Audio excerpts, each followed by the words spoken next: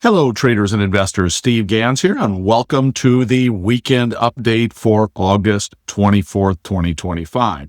As you may have noticed, I'm wearing a little bit lighter shade of protective glasses now. The eye strain is improving. That's encouraging, and maybe sometime before too long, I'll be able to go to almost a clear protective glass. But in the meantime, this is working, so I'm continuing with it. So let's take a look at our action here for this last week. In the SPX, we did have a sell-off that came in here during the majority of the week, but I had put this trend line in here saying that I don't think we're probably going to break that trend line. We've pulled back to that trend line here once, twice, three times, and then we touched on it in the middle of this last week as well. And I just didn't feel like we were going to be breaking that because our volume was not picking up significantly enough to drive, in my opinion, the prices below that trend line. And then, of course, on Friday, we had economic news as well. That drove us right back here to the all-time highs. And it did so at a pretty decent volume bar as well. So those are things that indicate a bullish nature. We're also pulling back into this very, very long-term channel that has been in place. If I zoom out here, I mean, that channel was in place for a couple of years prior to dropping out here around the tariff news.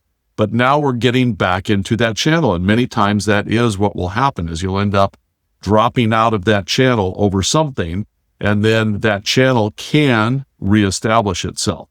So I'll be keeping an eye on that. But for right now, I'm largely neutral because I think we've reached a point where we might just tend to chop sideways a little bit here, maybe for another 2-3 weeks as the summer winds down. So, of course, that's SPX. Now let's take a look at SPY. SPY is going to look exactly the same, except in SPY, we are back firmly in that channel again. So that is good news on that. And then we look at the S&P futures. Again, very similar chart pattern. I didn't mark this one up. I like to have one that just kind of looks clean. But again, it's going to essentially mirror the SPX chart and the SPY chart. And then we'll look at the volatility. So the volatility is the level of fear in the market in stocks surrounding that index. We can see that we are essentially back to a recent all-time low in volatility. So volatility is definitely off. There currently is not fear in the market. People are not buying puts. They're not buying insurance on their long-term portfolios right at this time. Now, we look at the Qs. The Qs are a little bit interesting here. And what I mean by that is, of course, the Qs have stayed largely in this channel for a fairly long period of time. They did not drop out as much as SPX did. But what's really interesting in the Qs right now is while SPX is back at that all-time high, the Qs are lagging a little bit. They did not get back to that all-time high.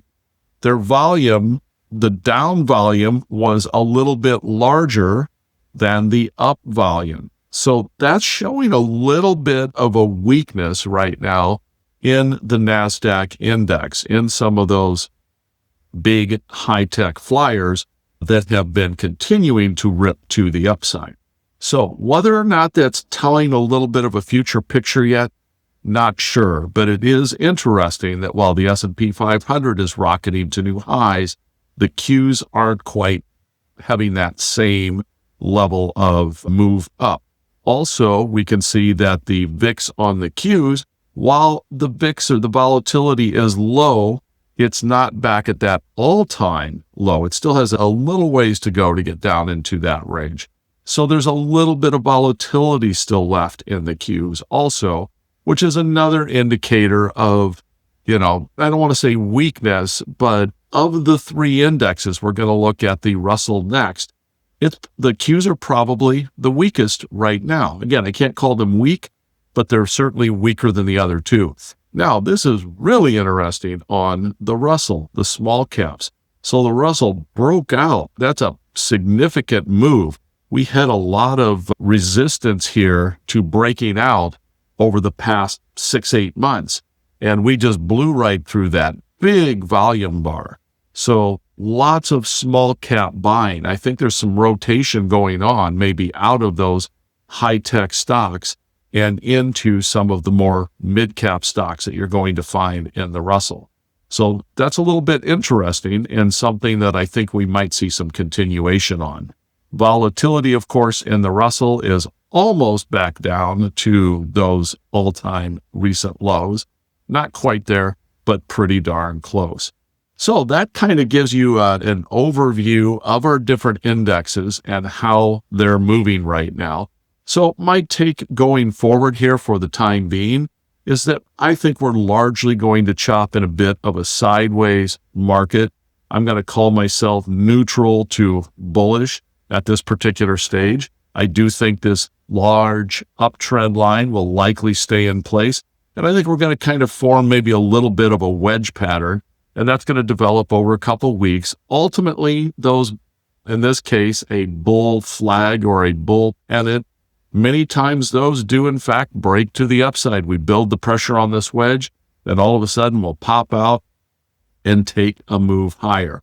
But I think we're looking at some sideways consolidation here, probably for another few weeks or so until we get that significant upside breakout again. So that's what I'm seeing right now in the markets. And obviously news can change some of those things, but overall chart patterns are definitely intact and moving higher.